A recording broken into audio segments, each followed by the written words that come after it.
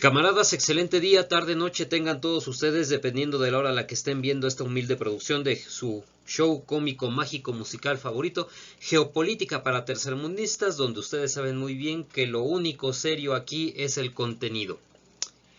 Pues bien, camaradas, un 15 de agosto de 1945 se produce la rendición del Japón durante la Segunda Guerra Mundial, rendición que finiquita el conflicto más grande, más duro que ha librado la humanidad entera en términos de extensión territorial, potencias involucradas, esfuerzo militar, económico, grado de destrucción, sacrificio de las poblaciones, implicación de los agentes políticos.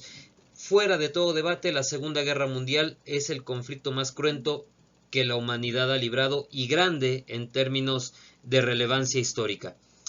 Y aunque la firma del Tratado de Paz, o por lo menos de la rendición de los contendientes, la fecha en la que oficialmente el conflicto termina, debería de ser, o por lo menos de ocupar un lugar importantísimo en el calendario de medio mundo, en realidad ha pasado desapercibida. Y ha pasado desapercibida en gran medida porque acontecimientos de menor relevancia histórica, pero de mayor interés político, han acaparado la discusión política, académica, y evidentemente han restado visibilidad a la generación del conflicto. ¿De qué acontecimientos hablamos? Pues de los lanzamientos atómicos sobre Hiroshima y Nagasaki.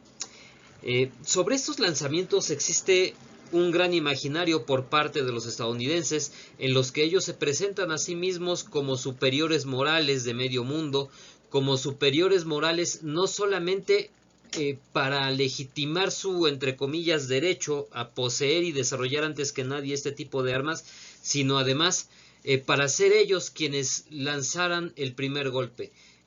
Se nos cuenta una narrativa en la cual los Estados Unidos, a través de esta superioridad moral, cargan sobre sus hombros el peso de tomar una decisión tan difícil. Sin embargo, a pesar de que existen algunas discusiones muy serias, otras francamente de carácter bizantino sobre esta situación, vamos a analizar a la luz de los acontecimientos políticos, a la luz del pensamiento económico, del pensamiento militar, del análisis geopolítico, estratégico, en fin, no solamente el discurso de los Estados Unidos en cuanto a su triunfalismo y su superioridad moral, sino también las razones históricas, las razones políticas, las razones de Estado y al mismo tiempo todas las tendencias geopolíticas que llevaron a los agentes a tomar semejante decisión. Dicho lo anterior, pues vamos a comenzar, camaradas. Bien, siempre es indispensable hablar del contexto. Cualquier análisis que se precie de ser medianamente serio pone las cosas en su contexto. Analiza los acontecimientos históricos, los agentes sociales, en términos del contexto en el que están desempeñando sus funciones en los procesos analizados. Y bien, precisamente para hablar del contexto vamos a hablar de los agentes implicados, ¿no? Y vamos a comenzar los aliados.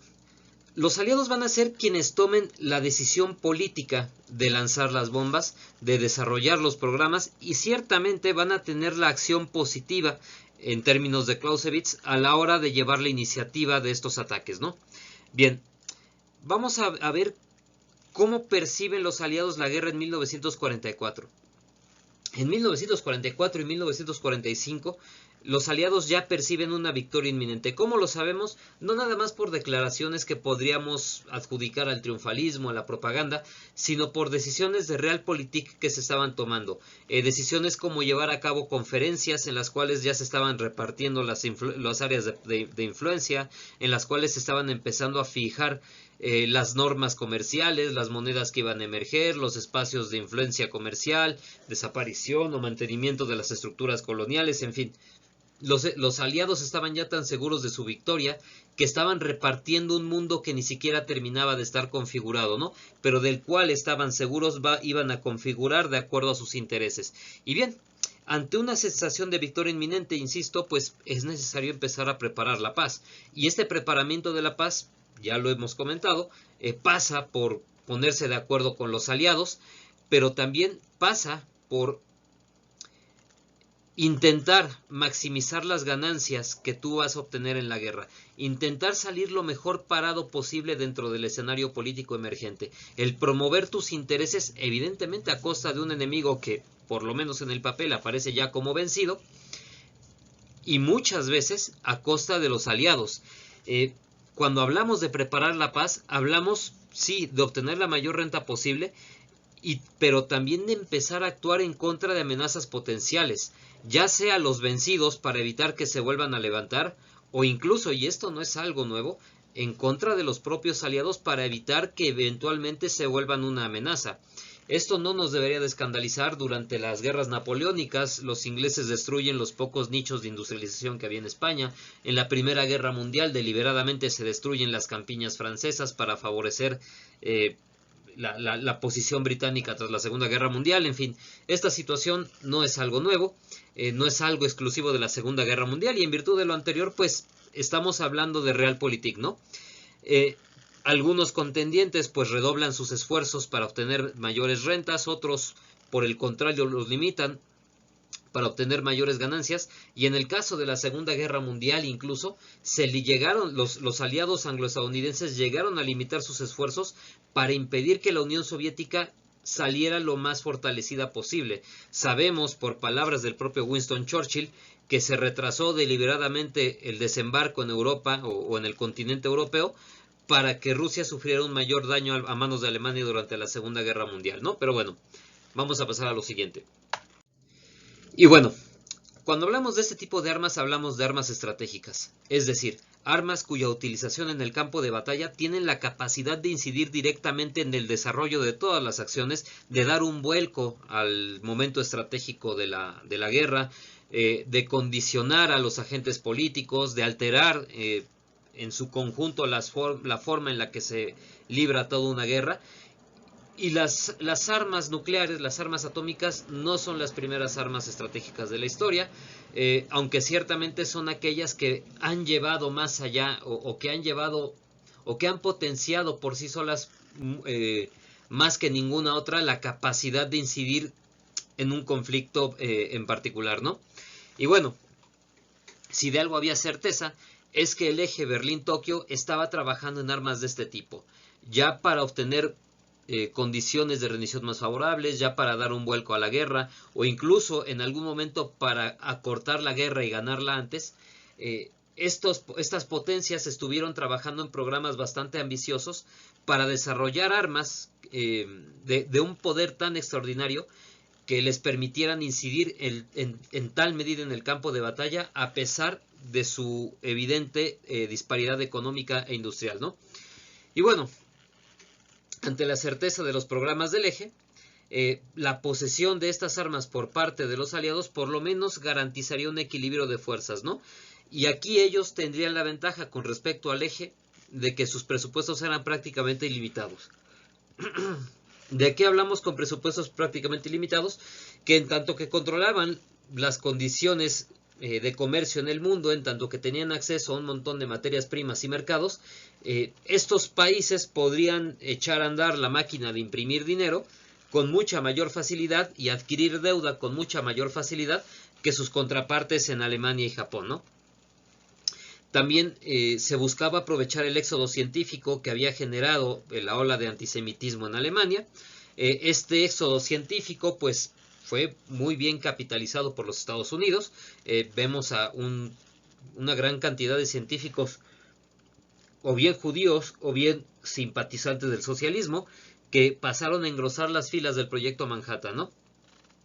Al mismo tiempo, pues estos gobiernos aprovecharon la coyuntura de política interior para, en primera, pues para sobreexplotar así a esta mano de obra que, aunque bien pagada, pues estaba sujeta a condiciones prácticamente de encarcelamiento. También pues estaban en guerra, la animosidad popular de alguna manera era mucho más receptiva a permitir los dispendios del gobierno siempre y cuando fueran destinados a ganar la guerra. No había tantos debates, no había que cabildear tanto, entonces pues este conflicto dio la oportunidad para realizar una inversión nunca antes vista en un arma, en un proyecto que en realidad en un primer momento parecía una quimera apenas, ¿no? Y bueno, dicho todo lo anterior, pues se da la historia que todos conocemos en el desarrollo de estas armas por parte del proyecto Manhattan, Robert Oppenheimer, Leslie Groves, etcétera, ¿no? Esta historia pues redundaríamos demasiado al contarla. Lo que es realmente interesante es que una vez que el proyecto Manhattan tiene éxito, resulta que Alemania se rinde. Resulta que el odiado enemigo o la principal amenaza para el mundo libre, y aquí lo entrecomillamos, la principal amenaza para los Estados Unidos, a la cual le declararon la guerra a pesar de no haber sido atacados directamente por ella, pues se ha rendido, ¿no? Y entonces aquí queda una incógnita, ¿qué hacer con el programa nuclear? Es un programa caro, es un programa que está demandando un gran esfuerzo del Estado, aunque ciertamente es un programa que ya estaba prácticamente terminado, ¿no? En ese sentido, pues aquí algunos personajes políticos se preguntan si sería lo pertinente abortar el programa. Sin embargo, se decide continuar por si fuera necesario en el futuro, ya para sofocar amenazas de corto plazo como lo era Japón, o bien amenazas de largo plazo como lo era Rusia. Y esto estamos hablando en términos de la línea dura de la política estadounidense.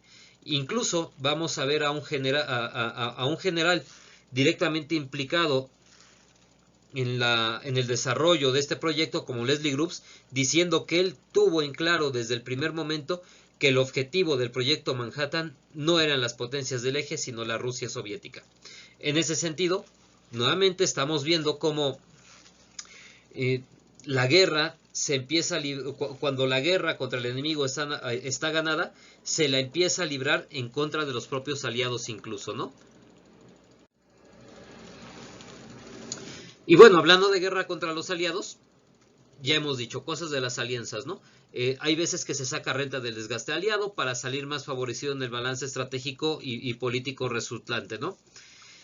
Incluso tenemos el plan Morgenthau por parte de los Estados Unidos, ¿no? Que buscaba desindustrializar Europa, Europa continental al menos a punta de bombardeos, a punta de destruir su infraestructura. Sí, podríamos decir que en Alemania se entendía, pero Francia por lo menos aparecía como un aliado, y Francia fue tan bombardeada como la propia Alemania en este sentido, ¿no? Y bueno, en este orden de cosas, pues ya hemos visto cómo se retrasa el segundo frente, cómo cuando la Unión Soviética demuestra ser capaz de empezar a dar vuelco a los acontecimientos militares por sí sola, hay un intento por interceptar el avance soviético, es decir, llevar a cabo los desembarcos de ayuda a los soviéticos, no en Europa Occidental, sino en Grecia, para interceptar el avance soviético en los Balcanes, entre comillas, liberar Europa en conjunto. Y pues en tanto que Europa Oriental se libera en conjunto, las concesiones que se harán a los soviéticos, pues se las tendrán que disputar con los aliados, ¿no?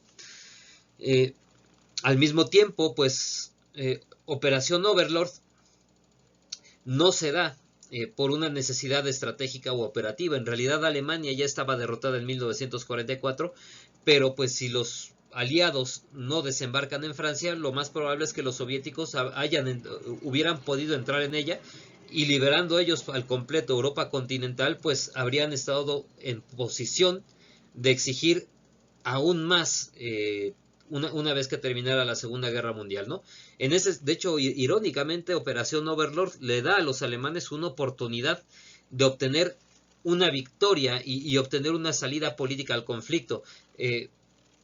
Con los ejércitos aliados en el continente europeo, los alemanes tenían un objetivo mucho más fácil, del cual podrían sacar mucha más renta si vencían, y eventualmente, a través de la destrucción de este ejército invasor, obtener una salida política, por lo menos por parte de la Gran Bretaña, del Imperio Británico, perdón, y de los estadounidenses, y entonces tal vez combatir sola contra la Unión Soviética, ¿no? Pero bueno, en cualquier caso, la verdad es que el significado de Overlord tenía mucho más sentido político que operativo o estratégico, ¿no?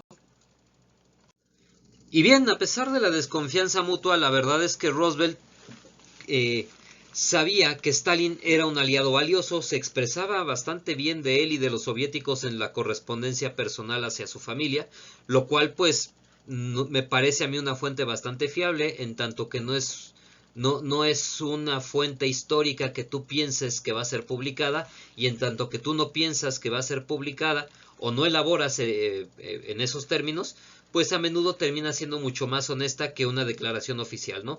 Entonces Roosevelt, a pesar de la desconfianza, había forjado una relación honesta con Stalin, había forjado sabía reconocer en los soviéticos a un gran aliado. Sin embargo, por razones que no voy a explicar para no alargar excesivamente este video, él va a tener que empezar a rodearse de políticos antisoviéticos para presentarse a su última elección. Y en tanto que se va a rodear de estos políticos de línea más dura, la muerte le va a sorprender dejando a un personaje, la verdad, bastante oscuro, bastante mediocre en términos de política interior, un personaje poco relevante, pero que era un instrumento electoral necesario como Harry S. Truman, al frente de la administración estadounidense una vez que Roosevelt muere, insisto, ¿no? Bien, podríamos ver como una casualidad que Truman haya llegado al poder, porque ciertamente Roosevelt pudo haberlo hecho a un lado y traer a otro personaje, pero la verdad sea dicha, las tendencias conservadoras de Estados Unidos ya estaban ahí. Si bien es cierto que fue una casualidad del destino la que hizo que Truman llegara a la presidencia, no fue una casualidad del destino la que hizo a Roosevelt rodearse de este tipo de personajes.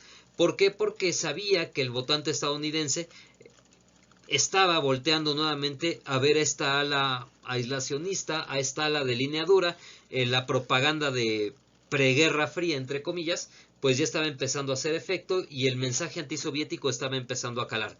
Así las cosas, cuando muere Roosevelt y Truman asciende al poder, no es el único conservador al frente, insisto, ahí van a estar Barnes, van a estar Groups, etcétera. Va a llegar acompañado de un montón de políticos de línea dura sobre todo antisoviética, que van a cambiar radicalmente el cariz de la administración estadounidense y su política hacia los soviéticos, ¿no? Este cambio en la política hacia la Unión Soviética va a tener tres ejes muy importantes. En primera, la utilización de la bomba atómica como un disuasorio Solaus. ¿Disuasorio de qué? Todavía no lo sabemos. Realmente no existe un acuerdo entre los agentes históricos de aquel momento, pero de lo que sí se estaba seguro es que se debía contener a la Unión Soviética ante un posible deseo expansionista en las áreas de interés de Estados Unidos, ¿no? Asimismo, otro eje rector de esta línea política es el Pacífico. El Pacífico para los Estados Unidos es el objetivo, lo que ellos llaman objetivo estratégico supremo, el objetivo más valioso que ellos están persiguiendo. Y de eso podemos hablar por razones históricas.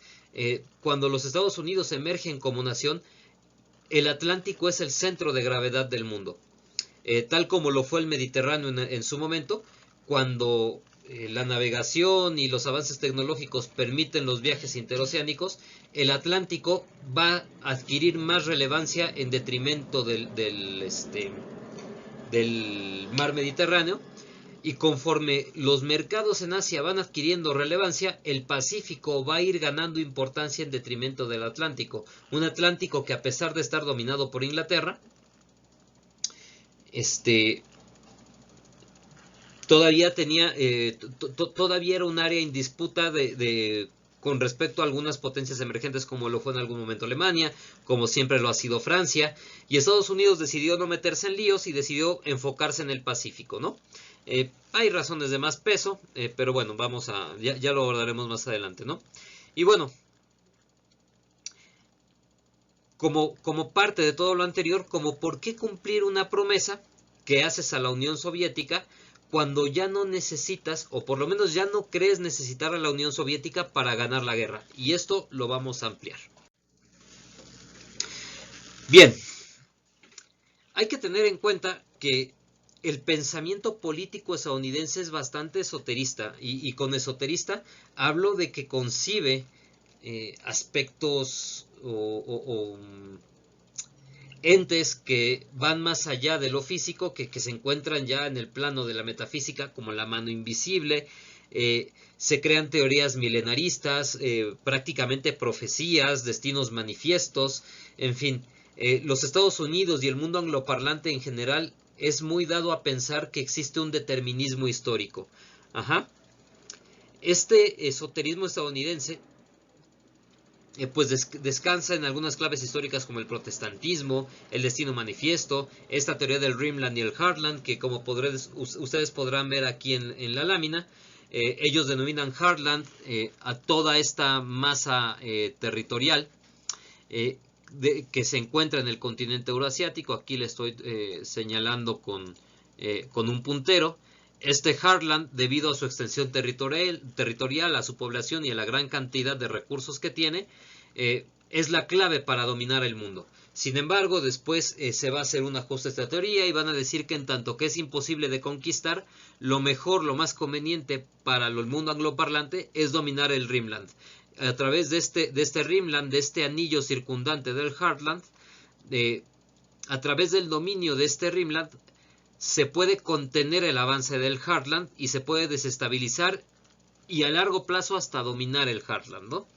Y bueno, esta forma de pensar pues ha sido rebatida. Sin embargo, eso no quiere decir que muchos agentes políticos, incluso al día de hoy, no sigan tomando decisiones con base en esta forma de pensar, ¿no? Insisto, prácticamente esotérica. Y esta forma de pensar no nada más es aplicable a sus expertos, a sus asesores, es aplicable incluso a sus políticos. Podemos ver en la correspondencia de Truman incluso cómo él se expresa todo el tiempo en claves bíblicas, cómo se refiere a la bomba atómica como la lluvia de fuego que fue predecida en la Biblia.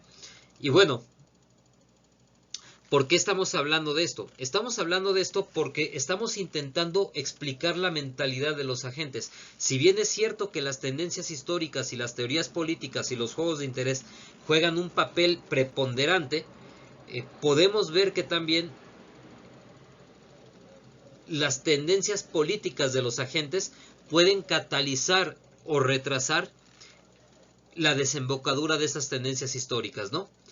Y el caso de Truman, desde la perspectiva de un servidor, cataliza el enfrentamiento entre la Unión Soviética y los Estados Unidos. Roosevelt, o un presidente mucho más conciliador, tal vez habría retrasado mucho más o por lo menos el tiempo suficiente el enfrentamiento entre la Unión Soviética y los Estados Unidos como para llegar a un entendimiento. Jamás lo sabremos, es simplemente una teoría. Pero algo que es un hecho es que la política estadounidense cambia radicalmente una vez que Truman asume el poder, ¿no? Y bueno, ya habíamos hablado de los aliados, ahora vamos a hablar del eje. El eje para 1943 ya tiene su derrota prácticamente asegurada. Si bien es cierto, la derrota de todas las potencias del eje se va a producir en distintos escenarios y no se va a producir simultáneamente, sí nos damos cuenta que las batallas que cambian el rumbo de la guerra se producen invariablemente en el año de 1943. Stalingrado se libra en 1943 y le pone punto final a los intentos o a las posibilidades de victoria alemana. Se da Kursk en 1943, pero también otras batallas como las de Port Moresby, como la invasión de Birmania, en fin. 1943 es el año clave de la Segunda Guerra Mundial, ¿no? Y bueno, a partir de este año, algunos aliados o algunas potencias del eje están buscando una salida política. Vemos que incluso en Italia hay un golpe de Estado que pues intenta sacar a Italia, no lo consigue del todo. Italia sigue siendo pues machacada por la guerra, pero bueno, el punto es que se empieza a buscar una salida política más notablemente a partir del 44 y ya en el 45 pues incluso hubo atentados, intentos de golpe de Estado en Alemania y en Japón para buscar una salida negociada, ¿no? La única forma que no sea un cambio de régimen que van a tener las potencias del eje para poder salirse del conflicto va a ser transformar las victorias operativas en bases de negociación. O hablando en términos más prácticos, transformar sus derrotas en victorias pírricas para sus enemigos, ¿no? Vender muy cara la derrota para ver si así quieren negociar.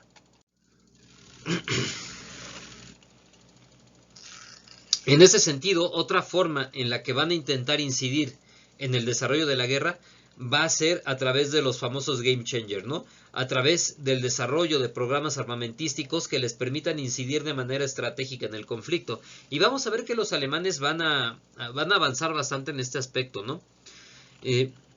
Los alemanes van a crear una nueva gama de armamentos bastante interesante, de la cual hablaremos un poco más adelante. Pero estas armas, sobre todo,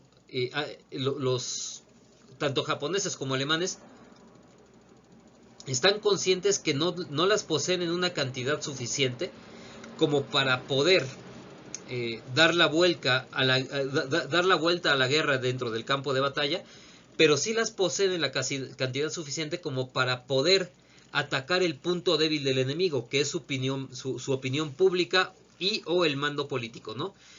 Con esas armas revolucionarias, pues los alemanes van a empezar a darle calambres a los ingleses, bombardeando a su población civil. Los japoneses van a intentar hacer otro tanto, pero ya hablaremos de esto. Hay que tener en cuenta que las necesidades, o por lo menos la forma en la que los científicos de estos países desarrollaron estas armas, fue pensando en lo táctico, fue pensando en las necesidades tácticas. Ante la imposibilidad de victoria, pues había que vender cara a la derrota, insisto, dar la sensación de tener más fuerza. Con estas dos bases de negociación se buscaba persuadir al enemigo de acortar la guerra negociando. Es decir, pues no voy a poder, aunque me sé capaz de ganarte en el campo de batalla, no quiero incurrir en un costo tan alto, y entonces a la primera oportunidad que tenga voy a darte la oportunidad de negociar, sí, en términos favorables a mí como vencedor, pero por lo menos el vencido no saldrá totalmente destruido de esta rendición, ¿no? Por lo tanto, estos desarrollos armamentísticos se traducen en una mayor necesidad de armas convencionales. Así las cosas, los alemanes pues desarrollan supertanques como ¿cómo se llama? El Tiger, como el Panther. Eventualmente quisieron desarrollar el Maus, el cañón Ferdinand, la verdad que pues, apenas hubo unos cuantos. También los superaviones a reacción alemanes, que fueron soberbios, pero nunca llegaron en la cantidad suficiente. El desarrollo más interesante de los alemanes serán las Vergeltungswaffen, que serían estas armas capaces de llegar al corazón industrial y demográfico de su enemigo, las abuelas de la tecnología de misiles actuales. Y en el caso de Japón sería el rayo de la muerte, ¿no? Una suerte de arco eléctrico que sería capaz de derrotar o de destruir a los aviones enemigos independientemente de la altura a la que estuvieran. Pero este rayo de la muerte pues tampoco llegó a tiempo para el Japón, ¿no? Y la verdad es que incluso al día de hoy sigue siendo un sueño bastante complicado de lograr, por lo menos, ¿no? Aquí lo que hay que tener en cuenta es que las necesidades técnicas de estos programas armamentísticos, como la bomba alemana, el rayo de la muerte y las superarmas, pues eran bastante onerosas, requerían transformar la industria, requerían grandes cantidades de insumos muy escasos, requerían presupuestos muy elevados, además la distracción de valiosos recursos que estaban siendo requeridos con urgencia en necesidades mucho más inmediatas dentro del campo de batalla.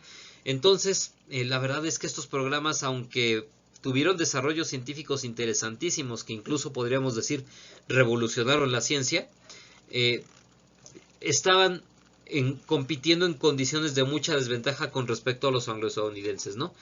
En este punto deberíamos preguntarnos cómo alteran las relaciones de poder estas nuevas armas, ¿no?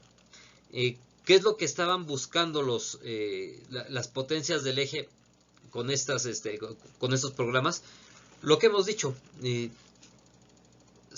dejarle a los aliados condiciones más duras para poder ganar la guerra y buscar negociar una paz mucho menos costosa para ellos, ¿no? Que acaso les permitiera incluso mantener las estructuras políticas preexistentes. Pero bueno, el punto es que esos programas terminan fracasando, y una vez que Alemania se rinde en 1945, los japoneses empiezan a moverse frenéticamente para buscar la rendición. ¿Cómo sabemos que Japón estaba buscando rendirse? Sobre todo por los tomadores de decisión. Los grandes tomadores de decisión de Japón ya hablaban abiertamente de la necesidad de aceptar los ultimátums aliados, ya hablaban abiertamente de la necesidad de pedir una rendición, de buscar mediadores, porque la situación del Japón ya era imposible de sostener. Y con tomadores de decisiones no vamos a cometer la felonía de generalizar. La verdad es que el gabinete japonés estaba dividido al respecto. Había políticos de línea más dura que incluso la mención de rendición pues la tachaban como un acto antipatriótico, pero podemos ver que no solamente facciones más moderadas, sino que los consejeros más leales, o por lo menos los consejeros más importantes que tenía el emperador, eran los que más promovían estas intentonas de negociar. Concretamente el príncipe Konoe, que está aquí a la izquierda de la imagen que ilustra esta lámina, y el marqués Kido. El príncipe Konoe, si no me estoy equivocando, era el jefe del consejo de gobierno, y el marqués Kido era el guardián del sello imperial. El marqués Kido prácticamente era quien estampaba la firma del emperador en cuanta minuta, en cuanta resolución salía del gabinete y de este consejo de notables dentro de la política japonesa, ¿no?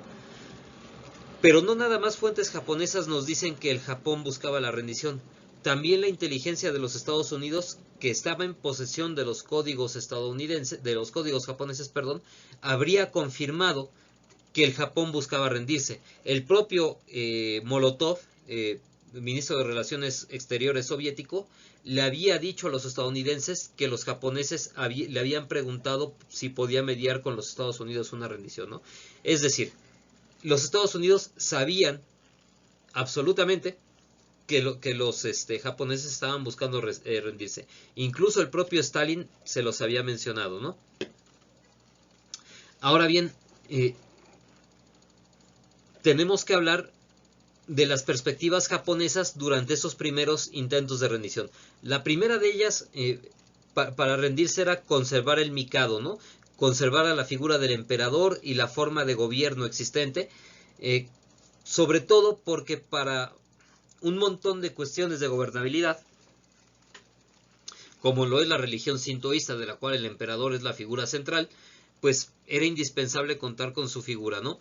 Al mismo tiempo, pues ninguna voz más autorizada que el emperador para ordenar la rendición, para ordenar a los japoneses cooperar con los enemigos con los que se estuvieran matando, y bueno, era de vital importancia mantener al emperador para ellos, ¿no?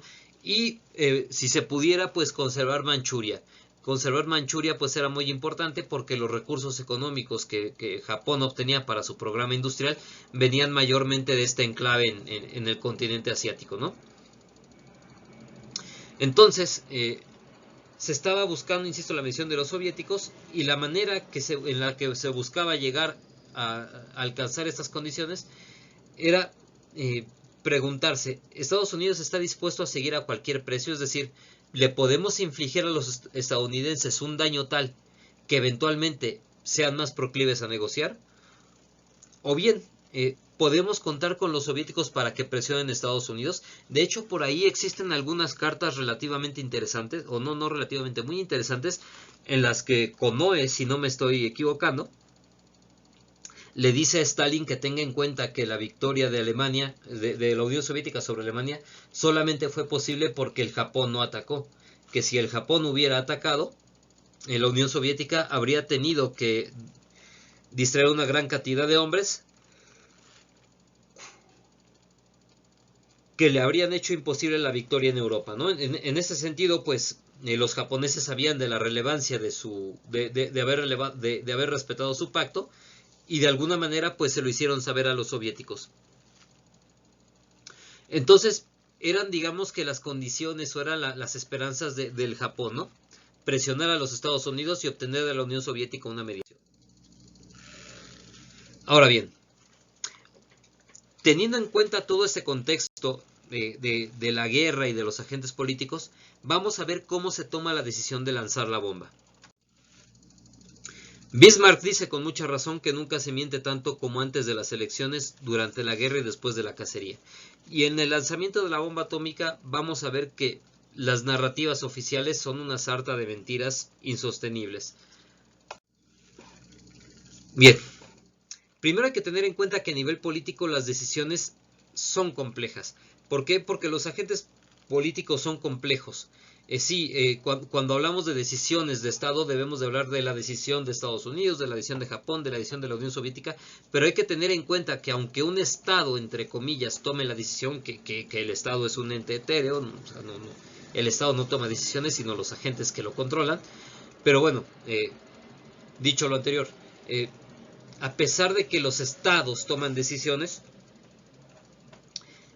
estas decisiones no son producto de la unanimidad de una forma de pensar. Les puedo decir, por ejemplo, que en la guerra de 1846-48 entre México y Estados Unidos, pues estuvimos a unos cuantos miles de votos de que llegara a la presidencia estadounidense otro presidente que no abogara por la guerra como sí abogaba Polk, ¿no? Bueno, la complejidad de los agentes políticos que toman decisiones por el Estado, pues hace que se formen muchos grupos de poder, que exista divergencia de intereses, que haya la necesidad de cabildear estos intereses para llevar a cabo una resolución, ¿no? Al mismo tiempo, pues existen necesidades discursivas, existe la necesidad de mantener congruencia política, de mantener determinada imagen, de no tomar decisiones que dejen descontentos a determinado grupo de tus gobernados o a determinado sector en las élites, en fin. Existen necesidades discursivas, ¿no? No todo lo que se hace, o más bien, a pesar de que la realpolitik es la forma en la que se toman las decisiones, también se debe de cuidar la forma en la que estas decisiones se van a presentar. No siempre vas a ir con la realpolitik al frente, sino muchas veces vas a ir, la mayor parte del tiempo, de hecho, vas a ir con un discurso preparado, ¿no? En ese sentido, pues, hay que buscar no contradecir el discurso oficial, o al menos las partes más importantes, y sobre todo no entorpecerte ulteriores cursos de acción. Es decir, no tomar decisiones ni hacer declaraciones que te comprometan o que te puedan comprometer después, ¿no? O que te resten margen de maniobra. Así las cosas, a la hora de analizar una decisión, debemos de analizar, en primer lugar, la versión oficial, es decir, lo que se dice como parte del discurso, lo que es de consumo interno, lo que es de consumo mediático, pero sobre todo la versión fáctica, que es decir, aquella que observa la satisfacción de intereses políticos y de cursos de acción estratégicos. Y ambas van a ser analizadas ahorita mismo. En cuanto al discurso, se nos suele decir que si los Estados Unidos desarrollan el programa nuclear es porque si no lo hacen ellos, los alemanes lo van a desarrollar primero, y pues ellos no pueden permitir que esto suceda, ¿no? ¿Por qué? Porque los alemanes son inmorales, los alemanes son genocidas, son malvados, y pues no se puede permitir que un pueblo tan bárbaro tenga en sus manos un arma tan grande. Antes los Estados Unidos la tendrán e impedirán que los alemanes la tengan, ¿no? Además, y esta parte más que discursiva también es cierta, los alemanes estaban muy adelantados en su programa nuclear, y ciertamente pues existía un temor genuino de que los alemanes llegaran antes a la bomba y quienes fueran atacados fueran los propios estadounidenses o la Unión Soviética, ¿no? Lo cual pues haría que el esfuerzo de guerra se cayera de inmediato. Al mismo tiempo, pues existía una perspectiva de acortar la guerra, y si la guerra se acorta, pues hay menos gasto militar, presupuesto, impuestos, deuda, etcétera, menos muertos propios, menos muertos enemigos incluso, ¿no? Se nos habla incluso, ¿saben?, de piedad, o sea, se nos intenta vender estos lanzamientos atómicos como un acto de piedad hacia los propios japoneses. Y ciertamente es algo increíblemente triste ver la ignorancia, ver la pusilanimidad de los japoneses de hoy al agradecer a los estadounidenses el que los hayan bombardeado. Desgraciadamente existen videos en los que jóvenes japoneses progresistas están agradeciéndole a Estados Unidos el que haya cometido sobre ellos semejante felonía, ¿no? Ahora bien, se sostiene el discurso. Para empezar, hablar de superioridad moral del pueblo estadounidense para cualquier otro pueblo es tener la cara muy dura, porque los estadounidenses, todo crimen que los Estados Unidos le quieren achacar a Alemania, lo han cometido ellos. Y ciertamente, cuando se está desarrollando el proyecto Manhattan, existía dentro de la comunidad científica el temor de que la utilización de esta bomba quemara la atmósfera, y al quemar la atmósfera destruyera toda la vida en la Tierra. Y aún así, con esta posibilidad, los científicos y el gobierno estadounidense se decidieron a seguir adelante con el programa. ¿Por qué? Porque ellos preferían ver el mundo destruido a que su enemigo ganara. Y el pensar en estos términos, o actuar aún con estas consecuencias en mente, pues nos habla de que nadie puede hablar aquí de superioridad moral cuando estás dispuesto a destruir todo antes que perder, ¿no? Bien, ahora en cuanto a cortar la guerra, realmente es complicado decir cuánto iban a cortar las bombas estadounidenses, las bombas atómicas, la guerra, en tanto que los Estados Unidos sabían que los japoneses buscaban rendirse. Voces dentro del Departamento de Estado estadounidense hablan de que, es más, si no mal recuerdo, tanto MacArthur como Eisenhower, como ¿quién más? Chester Nimitz, Spurrance, no, pero Chester Nimitz, y un montón de militares de alto rango estadounidense se pronunciaron en contra del lanzamiento de las bombas, diciendo además que sabían que los japoneses ya se iban a rendir y que técnicamente hablando, pues no había necesidad alguna de recurrir a ellas, ¿no? Al mismo tiempo, en términos del gasto militar, pues son programas que fueron increíblemente caros. Entonces, como para qué, si lo que estás buscando es ahorrar, como para qué estar haciendo semejante dispendio, ¿no? En fin, realmente vemos que por mucho dinero que se gasta en las campañas de blanqueamiento de esta decisión, pues no se sostiene el discurso con los hechos, ¿no? Los argumentos son muy fáciles de rebatir al respecto. No obstante, si hablamos de intereses, ahí la cosa se pone más interesante y ahí las cosas adquieren mucho más sentido.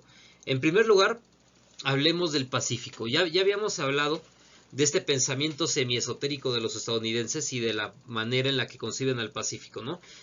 Para los estadounidenses el Pacífico es objetivo estratégico supremo, fue la razón por la cual entraron a la Primera Guerra Mundial, por la cual entraron a la Segunda Guerra Mundial. También la cuestión del Rimland y el Heartland es muy importante para ellos, contener el avance del Heartland. Y en esta caricatura lo vemos incluso, ¿no? Al tío Sam buscando contener el avance soviético y chino, ¿no? Contener esas futuras amenazas, pues también es parte de los intereses de Estados Unidos. Y ahora, ¿cómo es que la bomba contribuye a satisfacer esos intereses? En primer lugar, porque cuando si tú lanzas la bomba y a raíz de la bomba el Japón se rinde, tú ya no tienes ninguna necesidad de cumplir los acuerdos con la URSS, porque los acuerdos o las concesiones que habías hecho a la URSS en el Pacífico descansaban con la condición, o se activaban con la condición de que la URSS tomara parte en la guerra contra Japón antes de 3 meses, o antes de que pasaran 3 meses después de la rendición alemana, ¿no? Y al mismo tiempo, pues también buscas acortar la guerra lo más posible con Japón para prepararlos para suplir a China. Pues resulta que ya sobre el horizonte te empiezas a dar cuenta que este asunto entre Mao y Chiang Kai-shek puede no ir tan favorable a Chiang Kai-shek como te gustaría. Y en ese sentido, pues tendrías que ver, o ya estás contando con que posiblemente China no emerja de la guerra como una potencia aliada. Y bueno, así las cosas,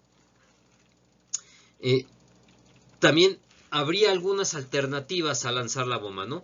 Se podría aceptar la mediación de la Unión Soviética para instar al Japón a rendirse y negociar. También se podría hacer una demostración ante la URSS y ante Japón, en la cual ambas constataran el poder destructivo de esta bomba, se les hiciera pensar que Estados Unidos tenía cientos de ellas, y todo este colorario, pues intimidara tanto al Japón para rendirse como a la Unión Soviética para evitar hacer demandas más fuertes, ¿no? O bien sencillamente se podría dejar seguir el curso de la guerra, esperar que el agotamiento económico venciera al Japón, lo cual pues era bastante plausible, insisto, debido a la inteligencia estadounidense, ¿no? En fin, la bomba no era una solución exclusiva para terminar con la guerra. Existían por lo menos 3 cursos de acción por los cuales pues se podía obtener el mismo resultado de la rendición de Japón sin necesidad de lanzar la bomba. Pero nuevamente aquí es cuando tenemos que hablar de los agentes políticos. ¿Por qué? Porque cuando llega la facción dura al gobierno estadounidense, esta facción dura no sabe de primera mano qué es lo que implica estar en la guerra, porque todos los años difíciles se los comió otra administración como lo fue la de Roosevelt. Tampoco, en tanto que no tienen conciencia de lo difícil y de lo cara que ha sido esta victoria, sienten mucho menos respeto por el esfuerzo de guerra soviético y al mismo tiempo pues desprecian el esfuerzo de guerra chino, ¿no? Esta nueva administración empieza a buscar formar un mundo en el cual los Estados Unidos sean el gran ganador y, si es posible, el único de la Segunda Guerra Mundial, ¿no? Bien, la primera medida que va a tomar este gobierno de Truman va a ser traicionar a Stalin. Y cuando hablamos de traición, no estamos usando el término a la ligera. A Stalin se le van a incumplir algunas concesiones que Roosevelt ya le había asegurado. Y esto se hace deliberadamente, según el propio Barnes, para que Stalin no firmara la declaración de Potsdam. Si Stalin no firma la declaración de Potsdam, se logra un doble objetivo: mantener descontenta a la Unión Soviética, evitar o tener un pretexto para que la Unión Soviética no participe en la invasión contra Japón, y al mismo tiempo persuadir a los japoneses de que la Unión Soviética todavía puede ser un mediador. En tanto que la Unión Soviética no está firmando un documento en el que se exige la rendición incondicional de Japón, los japoneses tienen la errónea percepción de que es porque los soviéticos no quieren humillar a los japoneses, ¿no? Y bueno, a Stalin, insisto, se lo excluye de la declaración de Potsdam, se retrasa deliberadamente la conferencia para que el proyecto Manhattan tenga tiempo de ser probado y llegar a la conferencia pues con esta arma en la cintura, ¿no? Con esta exhibición de fuerza ante la Unión Soviética. Y bueno, el destino del Japón se va a sellar de una manera bastante cruel. La decisión pues va a tener causas profundas, como va a ser la necesidad de controlar el Rimland, el contener al Heartland. Insisto, estas son las causas, las tendencias políticas de largo plazo que están ahí en la mentalidad de los tomadores de decisión, pero también algunas coyunturales o de mediano plazo que van sobre todo ligadas a la guerra, como el terminarla antes de que la URSS intervenga, así no tener que repartir el pastel de Japón con la URSS, sino repartírselo ellos solos, y asegurar el Pacífico, ¿no? Esta situación que los Estados Unidos estaban buscando desde principios del siglo XX, cuando su flota empieza a ser realmente importante, y después del acuerdo naval con los ingleses, ¿no? Y sobre todo estarán las causas circunstanciales, que no son menos importantes, pero que son, digamos, que de menor alcance. Esas circunstanciales pueden ser la llegada de la facción dura al poder, el racismo estadounidense hacia los japoneses, a los cuales pues consideraban incluso menos que humanos, la necesidad de intimidar a Stalin y de hacer una demostración de fuerza ante todo el mundo, ¿no? Evidentemente ante potenciales enemigos como la Unión Soviética, era percibida en aquel momento, ¿no? Y bien, se toma la decisión. El 6 de agosto de 1945 se lanza la primera bomba atómica sobre la ciudad de Hiroshima, que de hecho fue elegida debido a que estaba prácticamente indemne de la guerra. Y bueno, a pesar de que se lanza la bomba, vamos a ver que las consecuencias políticas de este lanzamiento no son las esperadas. ¿Por qué? Porque el Japón no se rinde. Y aquí vamos a ver.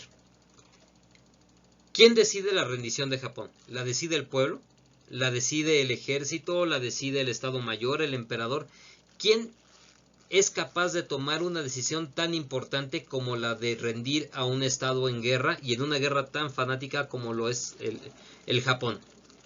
Pues va a ser un consejo de notables. El consejo que está asesorando al emperador es el que toma las decisiones. Sí estaba el almirante Tojo ahí, estaba el almirante Shimada, que diga el general Tojo, el almirante Shimada, eran digamos que las caras más visibles, pero sobre todo estaba Konoe, estaba el marqués Kido, en fin, había todo un grupo de notables de la política y de las fuerzas armadas que estaban asesorando al emperador para que él tomara la decisión, entre comillas, o más bien para que él ratificara con su sello los dictámenes de este consejo de notables, ¿no?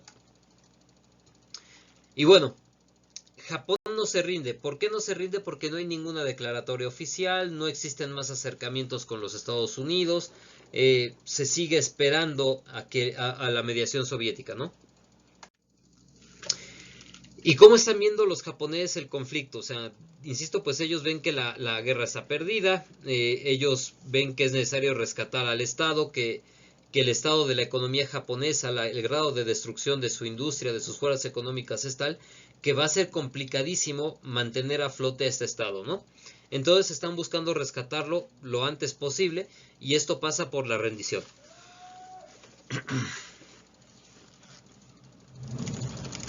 Y bueno, es imprescindible mantener la estabilidad social. ¿Por qué? Porque si de lo que hablamos es de mantener el Estado, no puedes mantenerlo si tienes facciones de la población rebelándose unas contra otras y buscando su independencia o su autonomía, en fin. En fin, con todo esto en mente, pues la negociación es la salida más viable para lograrlo.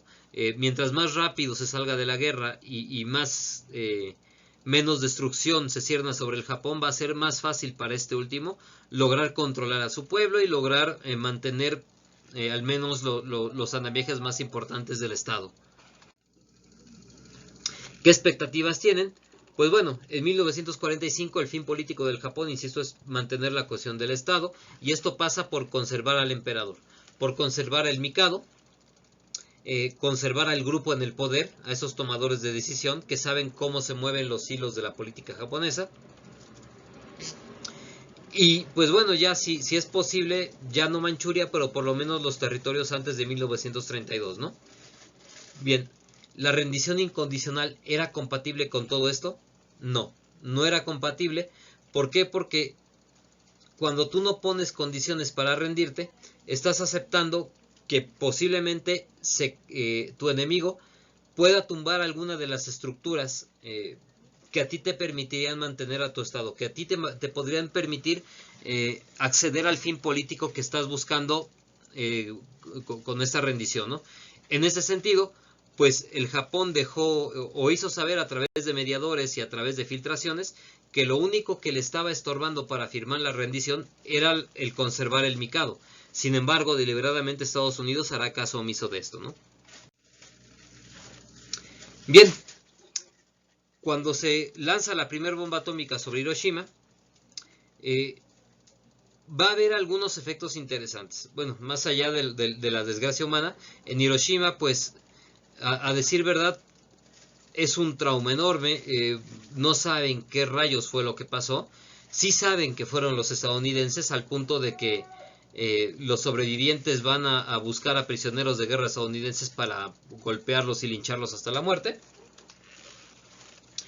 Pero a ciencia cierta, la sensación reinante en Hiroshima es de desconcierto, sí, de sufrimiento, de dolor, pero sobre todo de desconciertos, porque no habían vivido algo así antes, ¿no? En las inmediaciones, pues, va a haber una gran tragedia humana, oleadas de personas que han perdido prácticamente todo, irán en masa a mendigar a la calle, a buscar algún refugio en el cual puedan pasar las noches. En fin, todas las inmediaciones de Hiroshima pues no nada más vieron la potencia del bombardeo, sino que también sufrieron las consecuencias de tener que lidiar con semejante caudal humano, ¿no? Sin embargo, la sociedad japonesa apenas se enteró de esto. Los diarios no lo publicaron, no se dio a conocer al público, solamente se dio a conocer que Hiroshima había sido atacada y destruida, pero en tanto que este había sido el destino de tantas ciudades japonesas, era muy fácil que que el ciudadano japonés promedio asumiera que pues esta destrucción había venido por obra de medios convencionales. Realmente a nadie le pasaba ni por aquí la existencia de este tipo de armas, ¿no? En cuanto al Estado Mayor, vamos a ver que no hay una sobrereacción, que en realidad investigaciones estadounidenses han revelado que aunque se menciona la destrucción de Hiroshima, no se le da mucha relevancia dentro de los asuntos a discutir ese día. Y bueno, aquí tras el desconcierto, pues hay unos días en los que se sigue buscando la rendición, se sigue buscando la mediación de la Unión Soviética. Sin embargo, pues 2 días después, se lanza una segunda bomba atómica, esta vez sobre la ciudad de Nagasaki. Y bueno, ¿cómo se reacciona a esto?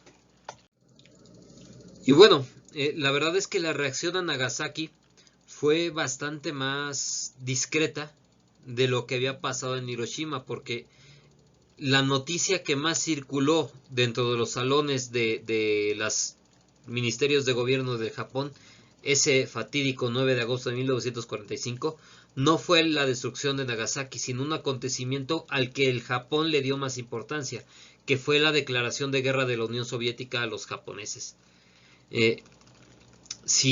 Aquí vale la pena preguntarnos si los japoneses no se rendían de acuerdo o según lo que hemos podido comprobar con sus minutas, con las declaraciones de sus tomadores de decisión, el Japón no se rinde por las bombas atómicas, entonces, ¿qué fue lo que lo llevó a rendirse?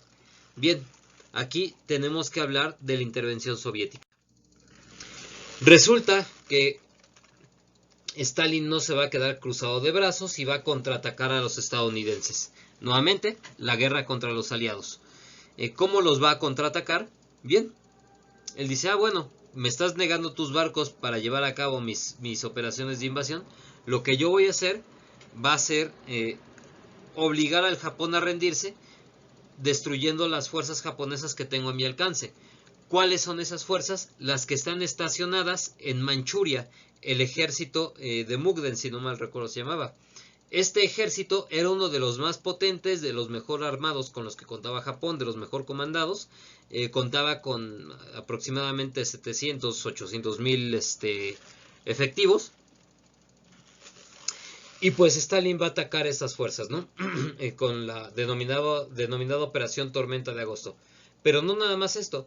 Stalin va a empezar a preparar fuerzas de desembarco que van a asaltar las Islas Kuriles, que van a asaltar otras islas por ahí, pero que sobre todo se van a empezar a preparar para una posible invasión del archipiélago japonés en Hokkaido, lo cual sí era demasiado alarmante para los japoneses. ¿Por qué? Porque si la Unión Soviética atacaba el archipiélago japonés, la capacidad del Estado para sobrevivir habría estado demasiado comprometida y acaso el daño habría sido crítico e irreversible, ¿no? De hecho, esta declaración de guerra de los soviéticos a los japoneses va a ser muy determinante a la hora de fijar el rumbo de la política japonesa. Bueno, en cuanto al significado político del lanzamiento de esta operación Tormenta de Agosto, vamos a ver que Stalin va a hacer contacto con Mao, o Mao con la URSS. Y hacer contacto pues significa un gran peligro que se está sirviendo sobre los Estados Unidos, que es el surgimiento de una China comunista del continente asiático.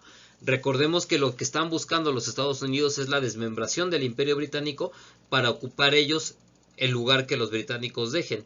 Y la única manera que van a tener de acceder al continente asiático como una potencia capaz de influir es a través de un referente cultural como China. De hecho, no es rara la apuesta de Estados Unidos por el general Chiang Kai-shek. El problema es que Chiang Kai-shek y su régimen son corruptos, no son tan efectivos peleando como lo son las fuerzas de Mao Zedong. Y Estados Unidos, cuando ve que la Unión Soviética y que Mao hacen contacto y que la Unión Soviética está dando ayuda militar y económica a los chinos de Mao, pues empieza a asumir la idea de que no va a poder utilizar a China para entrar a influir en Asia y que entonces va a tener que utilizar otro referente cultural dentro del continente asiático. ¿Cuál va a ser ese referente cultural? Los japoneses. En cuanto al Japón, pues Japón va a perder su mediador y esto pues va a sepultar sus esperanzas de llegar a una salida política. El único mediador de peso que los alemanes tenían para poder llegar a una paz con los aliados era la Unión Soviética, y la Unión Soviética les había declarado la guerra, ¿no? Al mismo tiempo, pues Japón ve comprometida su integridad territorial porque los soviéticos pueden estarse preparando para invadir la isla de Hokkaido, y pues eso, insisto, habría sido un golpe muy duro. Un golpe que tal vez habría desmoronado por completo al Estado japonés. Al mismo tiempo, pues ya aquí estamos hablando de que si con los Estados Unidos se antojaba complicado conservar al Mikado, valga el verso, pues ahora con la Unión Soviética no nada más corría en peligro el Mikado, sino también la vida del propio emperador. Y esto pues habría sido tan difícil de aceptar para el pueblo japonés que habría hecho prácticamente imposible la rendición. Los japoneses pelearían hasta el último hombre y hasta la última mujer con tal de impedir que los Estados Unidos se adentraran en su territorio, ¿no? Y bueno, también era un peligro para la clase en el poder, porque recordemos que cuando los soviéticos acribillan a la familia del zar, pues esto en realidad fue el epílogo de una serie de matanzas hacia boyardos, hacia tenedores de capital, agentes políticos aliados de la época zarista, ¿no? Y bueno, de todo esto, nuevamente podemos sacar la conclusión que el único obstáculo, para que Japón se rindiera era que la rendición incondicional estaba dentro de los acuerdos de rendición. Esto pues a Estados Unidos no le interesó moverlo en momento alguno, sobre todo por la política de línea dura que tenían, pero pues sí sabían que el Japón estaba buscando la rendición y que pues el darles el Mikado, el permitirles conservar esta figura política, pues no solamente habría cortado la guerra, sino que además habría ahorrado miles de vidas en términos de destrucción, ¿no? Ahora bien, si para el Japón era un peligro histórico, pues ya hablando de poder conservar la integridad territorial, de perder la continuidad histórica de la figura del emperador o de perder la condición de referente cultural del mundo asiático, también para Estados Unidos existían peligros, ¿no? Y es que los Estados Unidos veían muy preocupados la expansión del socialismo en Asia. Ya habíamos visto que de hecho en Corea, aquí se alcanza a ver cómo hay tropas de ocupación soviéticas en el norte, que van a tener fricciones con las de ocupación estadounidense en la parte sur de la península coreana, ¿no? Al mismo tiempo, China, que era la principal apuesta de Estados Unidos en la región, pues parece que las cosas se van a tornar color de hormiga y no van a favorecer a los Estados Unidos aquí, porque Mao parece que será el vencedor de este conflicto entre nacionalistas y comunistas, ¿no? Y bueno, al mismo tiempo, pues se está buscando no perder influencia en el Pacífico, que es la razón por la que entra en la guerra, ganar influencia y sobre todo asegurar su objetivo estratégico supremo, que es dominar la costa del Pacífico, ¿no? Y bueno, ya lo hemos dicho, para saber por qué se rinde un estado debemos de preguntarle a las fuerzas políticas que toman las decisiones de ese estado, ¿no? Y en el caso del Japón, pues estamos hablando de este consejo privado del emperador. Este consejo privado, aunque estaba dividido, en cuanto a la, ¿cómo decirlo? En cuanto a la pertinencia de rendirse o no, sí estaba cierto de una cosa, sí estaba totalmente persuadido de una cosa, y es que las bombas atómicas no fueron la razón por la cual se rindieron. ¿Cómo lo sabemos? Por declaraciones de ellos mismos. En primer lugar, la del general Kawabe. El general Masakazu Kawabe era el jefe adjunto del Estado Mayor japonés, ¿no? Era el segundo al mando del Estado Mayor, y él decía: la forma en que se supo la horrible destrucción provocada en Hiroshima fue gradual. En comparación, la entrada soviética en la guerra fue una gran conmoción, porque fue algo que habíamos temido e imaginado vívidamente, que las fuerzas del enorme ejército rojo de Europa se volvieran contra nosotros. O sea, aquí ya estamos hablando que en el alto mando mayor japonés existe una intimidación real hacia la potencia soviética, sobre todo a la reticencia de que esta potencia militar cruce el océano y desembarque en sus costas. Aquí tenemos a otro gran personaje, que es el almirante Kantaro Suzuki.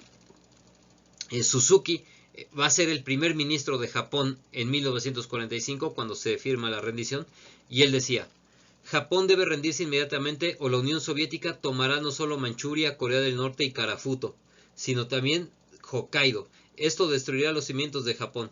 Debemos poner fin a la guerra mientras aún podemos tratar con los Estados Unidos. ¿Ven cómo aquí cambian totalmente las tornas? La Unión Soviética pasa de ser el mediador a ser la principal amenaza, y Estados Unidos de ser la principal amenaza a ser la última esperanza.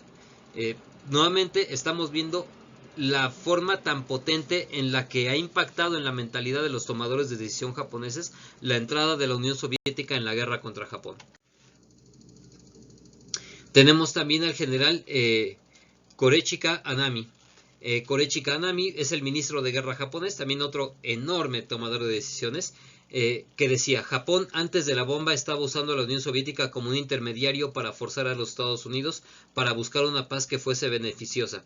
La cuestión se vino por los suelos el 15 de agosto cuando sucede la invasión de Manchuria. Nuevamente, debemos de hablar de el Marqués Kido, debemos de hablar también de Konoe,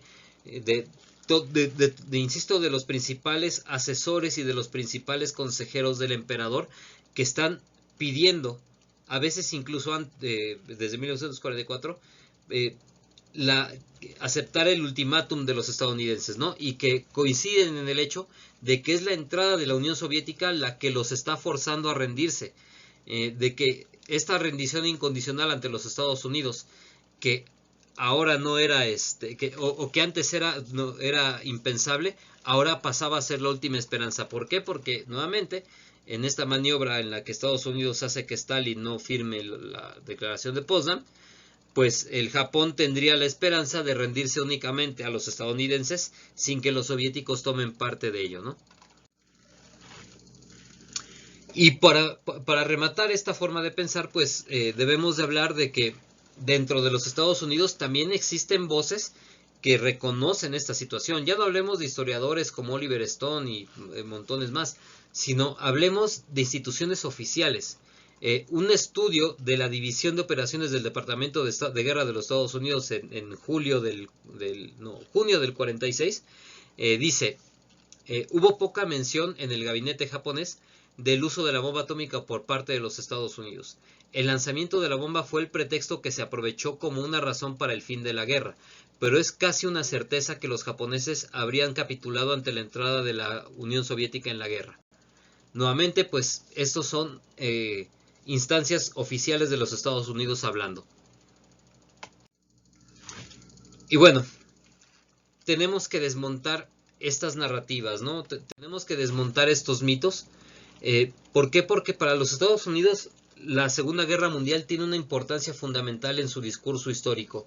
El mostrarse como vencedor en la Segunda Guerra Mundial es la forma en la que su gobierno legitima el gasto en defensa ante su pueblo, es la forma en la que sus gobernantes asumen la posición de policía del mundo, de ser los salvadores del mundo libre, de haber conjurado la mayor amenaza para la humanidad.